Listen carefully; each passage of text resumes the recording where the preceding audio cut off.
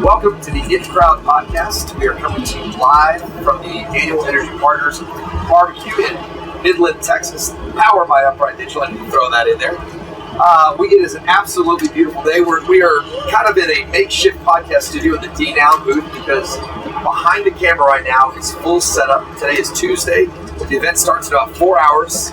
I bet you there's 1,000 people at this event right now. So it's full setup mode. The stage is being built both figuratively and literally for really the premier oil and gas event in oil and gas.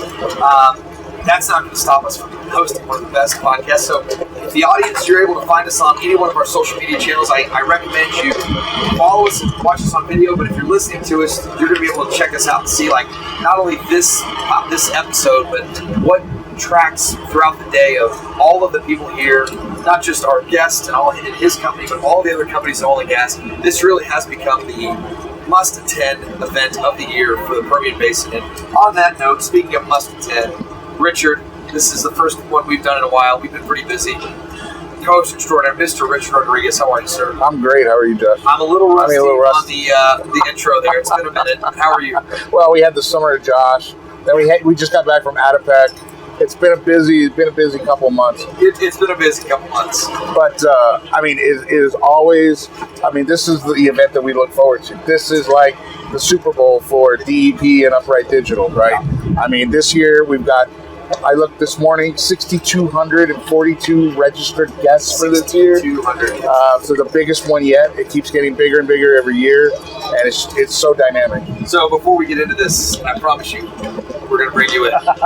So we have a guest. If you're watching on camera, you know he's here. If you're listening, trust me, we got a big guest today. But before we do that, a couple years ago, with the 625 people, it was pretty easy to do. When we got over 1,000, if you know me, everybody likes to think I'm pretty, crazy is not the right word, but eccentric maybe. You've never seen somebody double your insurance so fast in your entire life. I call her insurance people. I'm like, are we covered? Do we have this? Can we get more? So this thing is just a monster. So on that note, let's bring our guest in. Yes. Part of the party here today. Yes, we're very, very privileged once again to have William Fox, General Manager of Drilling for Cova. William, welcome to the podcast. Thanks again. Thanks for having me. We had you on. on. By the way, you guys have been really good to us. Thank you so much. For all of our viewers that have seen past episodes, we've broadcast before from CorvaCon. Yeah. And Corva's been an outstanding partner for us, and we are very excited to see and hear about the exciting developments that 2025 has brought and what the future is going to bring. So, William. Brian's good too. You like your founder. You have a great organization throughout. So. Absolutely. Ryan likes to say his job number one is to just hire the most creative and smartest people he can find. I feel like it's a real privilege to be part of Cova. So. I'm going to put that on my resume too. All right. See, like the smartest, most talented Josh Lowrey. Well, welcome, William. How are you, buddy? Oh, I'm great. Thank you for having me. You've been to this event before or no? This is actually my first time. Really? So the Cova team has been coming, but this is my first time, and it's fantastic. I'm blown away. You are, by the way, you're just the beginning of space. We're not even outer space. Yeah. This thing, you're not going to believe what this turns into. Well, it's already smelling fantastic. Well, that's the dumpster. Yeah, so. Good point. Yeah. But thanks for having me. It's been a year since we last spoke. Yep. And we've been kind of cooking on a couple of different things. Last week, 2 weeks ago, we announced we're now doing real-time operating center as a service in partnership with some subject matter experts like Altitude, Core Geologic, and DRAS Command, where for the customers that maybe have 10 rigs and one drilling engineer and don't want to stand up their own 24/7 center, now they've got some options. They're already using Cova for their data, but now with the partnerships that we have, we can sort of build a Chinese menu of, okay, I want these services handled as part of the overall service offering. So before I let you get into the technicalities, you said something off camera that I think is really important. One of the things you said is, I think people are kind of tired of talking about some of these services. And Richard and I both stopped and said, actually, we don't think they fully even understand what's available yet. Can you give us just your perspective on the adoption of technologies that you offer today? What do you think the market thinks about them? And are we on the 5-yard line, 10? Where are we in terms of market adoption, understanding, etc.? Yeah, that's a great question. So I feel like we're still all over the place. Okay. And if you speak to somebody, depending on what company they're working at, they may feel like they've really got it dialed in already. Like we know our basin, we know our rigs. There's really nothing left. There's no meat left on the bone. And what we find is that, with the exception of one or two companies, most of the time, just due to turnover, people will come in, they'll learn how to use this or that digital tool, and then they go off to be an ops super. They go off to do another job. They take an assignment, and then it just sort of dissipates, and you revert to the mean. So I think actually there is still a gigantic amount of opportunity just for the tools, whether it be data acquisition in the field or your digital tools that you're already paying for, just to utilize the tools you already have to be 15, 20% more efficient.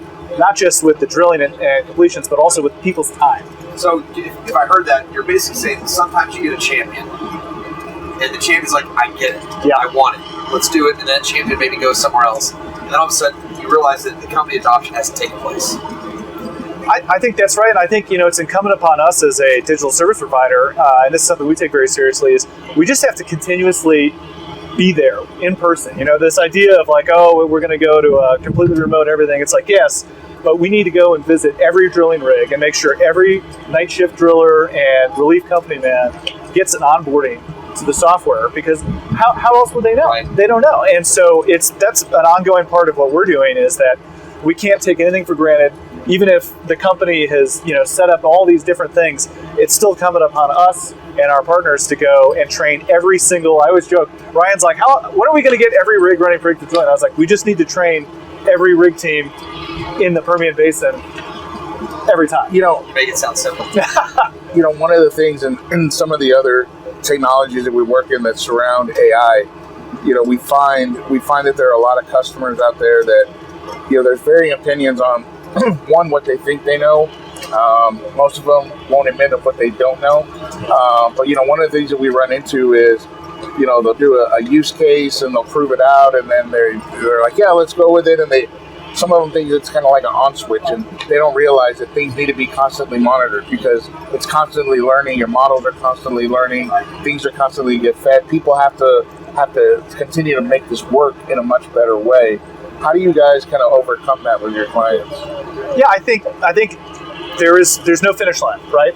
And exactly. And so even a year ago, the effectiveness of some of these tools, like if you think of a ChatGPT, which is now 5, and if you think of a Claude, or if you think of these things that we hear about in the news and we see all this, it's like, what is that? How do you turn that into something I can use and see value from? And so even if you look at today versus 18 months ago, Cova consumes a ton of data on behalf of our customers. So whether that's fluid checks, mud reports, bottom hole assembly diagrams, and so on.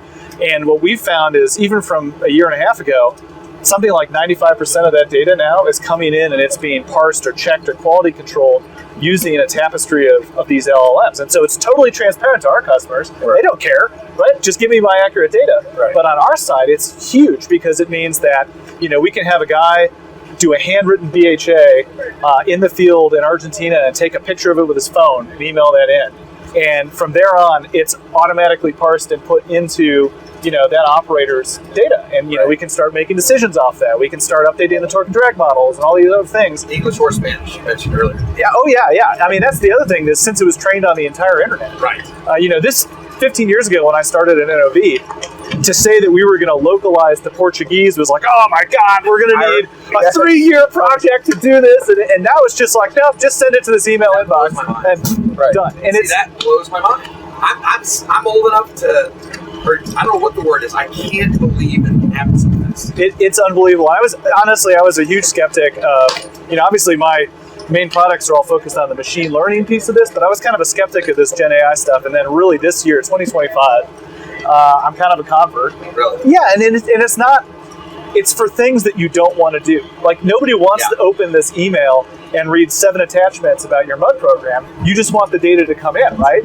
And just give me excited something. Yeah, exactly. And so there's some things that we're working on, with customers, where they're saying, look, I have all this non-value add work in building my drilling program. I'm going to do my next 4-well pad in this county.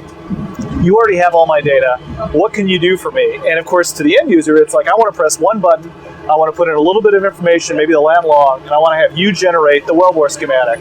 I want to have you generate suggested PHAs, suggested mud plan, all that. And they don't care that it's Gen AI that's doing it.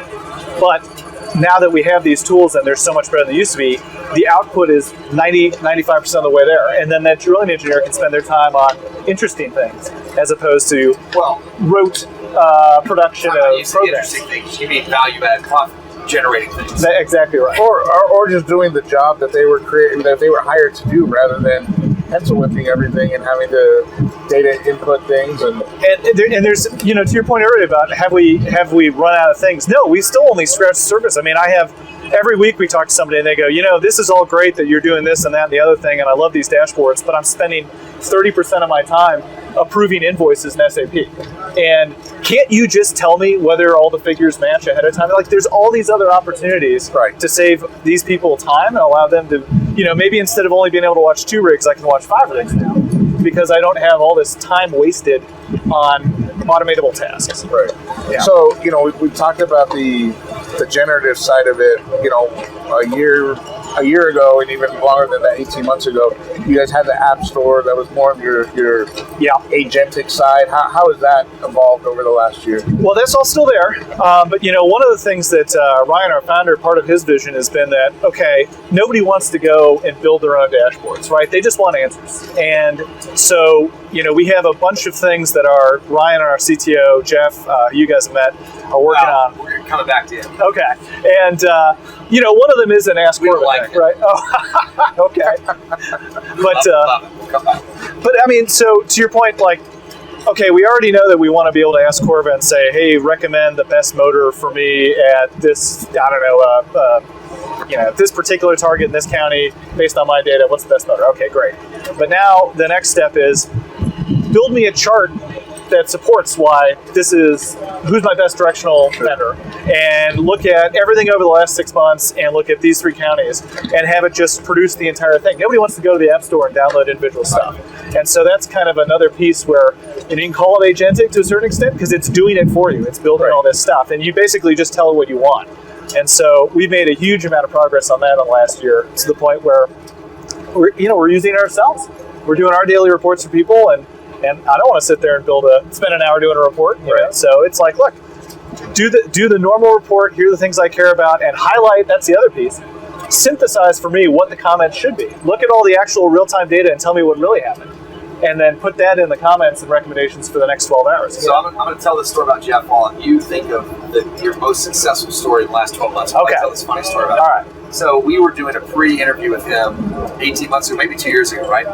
And he is asking us questions. We're asking him, and he asked us a question about whatever it was, and we gave this answer, and he stops and he goes, "Oh, that's right, you guys are from the old oil and gas." And he went on with his answer, and I said, "Wait a minute." I said, did you just call us old? And he goes, "Well, I mean," and he was trying to, and I said, so we were on the phone, I said, "Sir, we are young. We are very young." And I was kind of messing with him, and then we meet him the next day, and he's 30s, 40s, he's a young guy. We start talking to him, and all of a sudden we realize this guy is wicked smart. Absolutely just incredibly smart. He knows exactly what he's doing. His levels, at that time, this was 2 years ago, ahead of everybody else that we had talked to. And when the interview was over, I went to Richard and I was like, "You're telling me these guys aren't going to win?" I remember thinking, who is this guy? He's doing things that nobody else was talking about at that time. If you've been doing this for 2 years ahead of everybody, now in the last 12 months, what are some of the biggest wins you've had in the last 12 months? Yeah, And you tell them we're young, by the way. Yeah, that's right. Well, I'll tell you what. I know that since I am talking my book here, we talked a little bit about this predictive drilling, this drilling automation thing a year ago, and since then we've drilled about another 150 wells.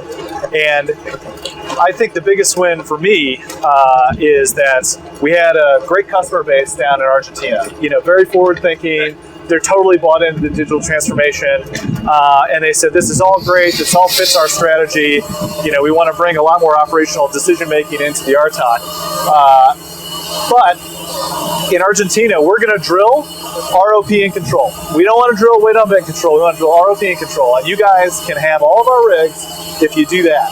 And so, of course, that was the opposite of what we were doing. We were trying to, maximize weight on bid. And so, with the help and slaps on the wrist every few weeks from the customer, we're able to introduce an entirely different way of drilling for us on top of the existing model, deploy it on 4 rigs, and now we drilled about 40 wells in the last 11 months with them.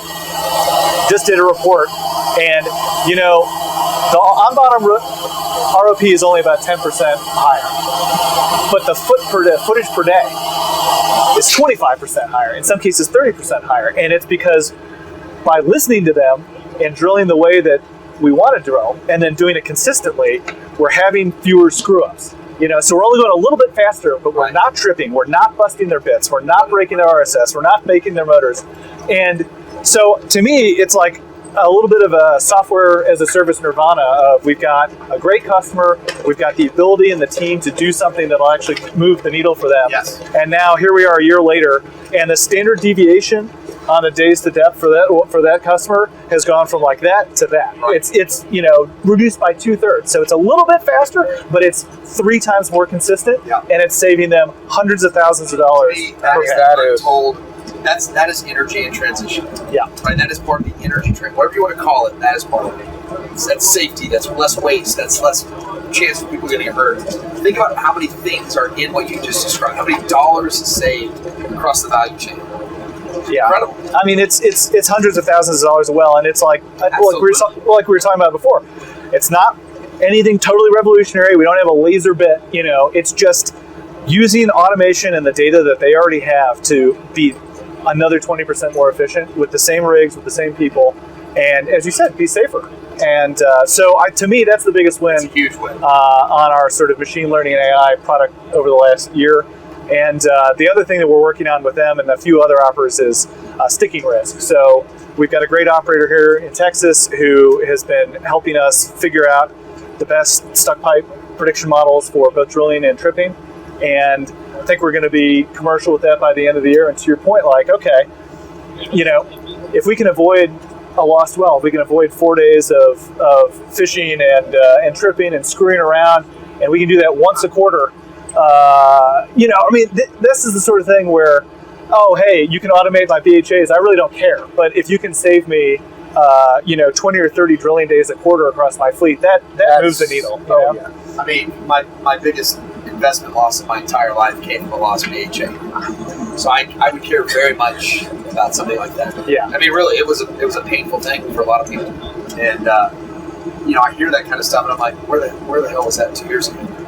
And all it's doing is we're taking the best subject matter experts and we're saying, look at this strip chart, look at these traces, tell us what happened. How do you know that's what happened? And trying to bottle that and put that into the algorithm so that you've got your best and brightest minds looking at it like the eye of Sauron is on every stream, right, 24/7, no matter who's on days off. And even if we only reduce these incidents by 50%, it's still worth tens of millions of dollars a year.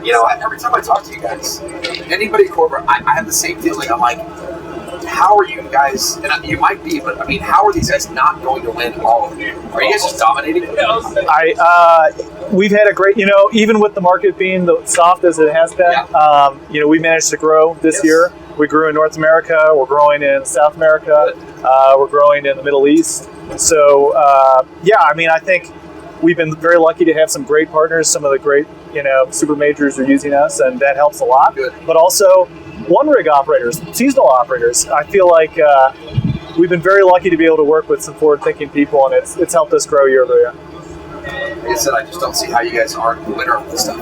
I really mean that. Like every person we've talked to, at every level, every time we go there, I leave and I'm thinking, I don't know what other groups are doing this.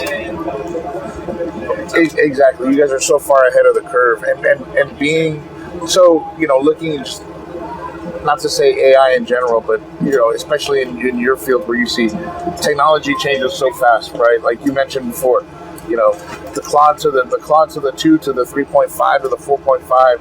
I mean, we've had 5 versions in less than a year, right? Yep. It moves so fast. So, how do you guys look at that? what's kind of that adoption rate in the Cova term? If you had to generalize it like that for the layman, I think, Yeah, the layman, potentially someone on your right side. But the way I look at it is that we're using it for everything every day.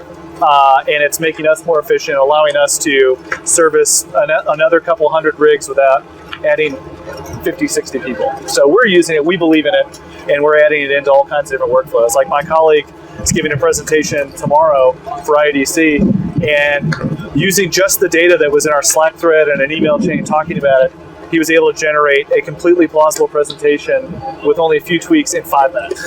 And it looks great, and it's accurate, and I actually agree with it. And it's like, so we're using it internally. But when it comes to what the customers want to do, we've got kind of 3 buckets, right? So you've got, if you think about our customers, everyone's board is going, tell me what I'm doing with agentic AI. I keep reading about the Wall Street Journal and the FT. What are we doing? And how do we have that spike our stock prices? Because I can go at the quarterly and say, and now we're deploying agentic AI to do X.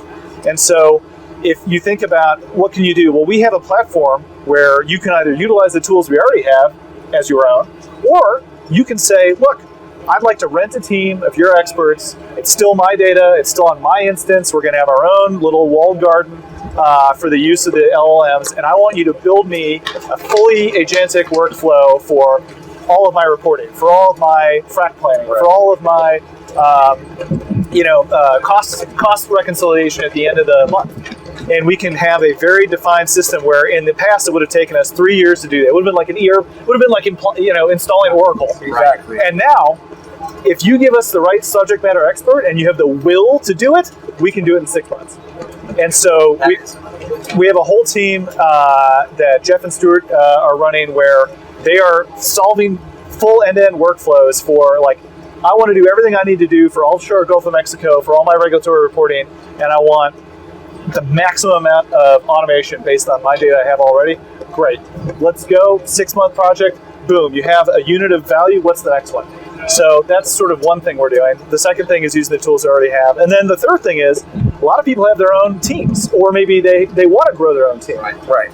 So making everything we just talked about available via an API, meaning it's your team, it's your company, you've got your own PhDs. That's a good point. But it's your data. It's not our data. Are you seeing more companies have their own teams? No, you have to. I think all the big guys have got teams working on this. When you say teams, let me make sure we're on the same nomenclature here. I would think a team would be, so Richard and I heard a speech a while back, and the guy said basically, are you going to,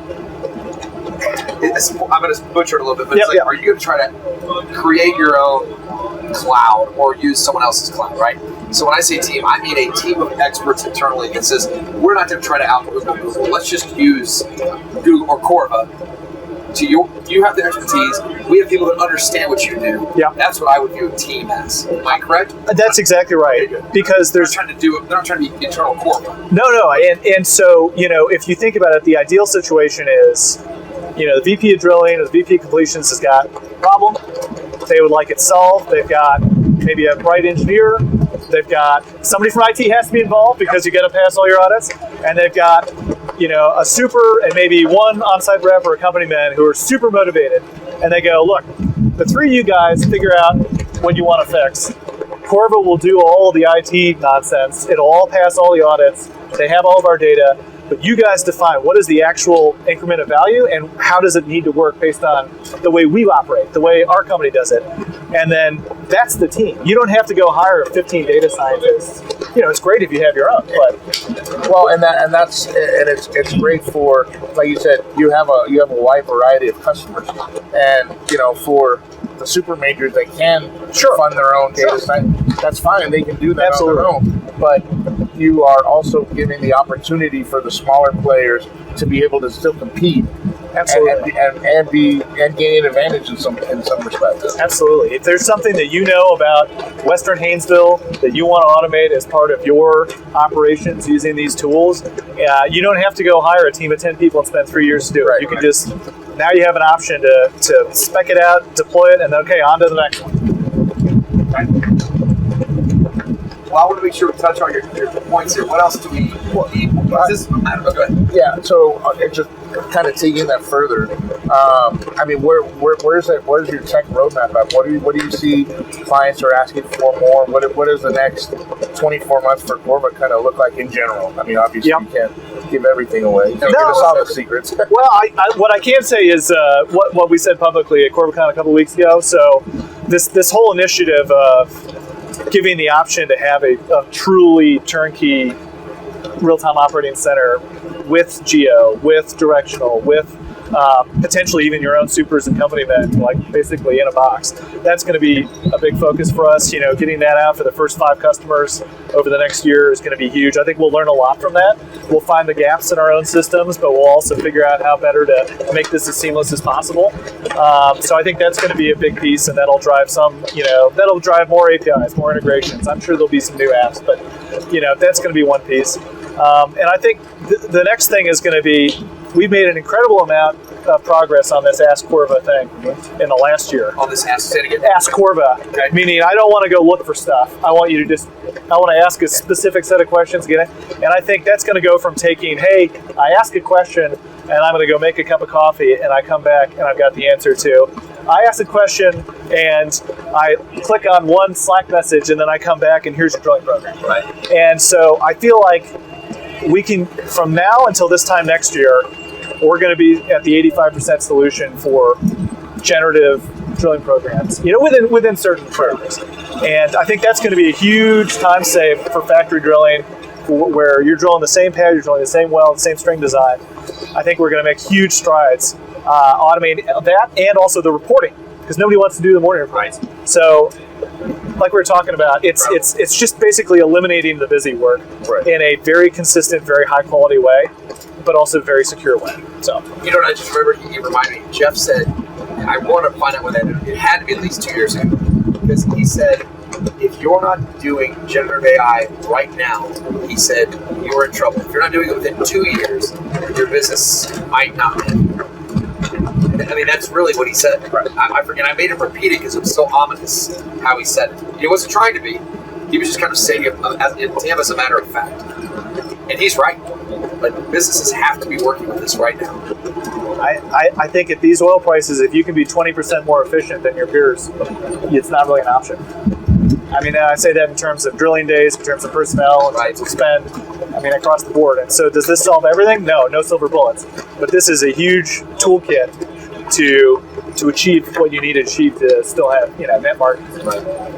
Yeah, it's really, one of the things that Josh and I talk about with customers is, do you always have that conversation about, is AI going to take my job, those kinds of things. I tell people there's efficiency, but if you pivot your mindset a little bit, it's not efficiency, it's multiplication.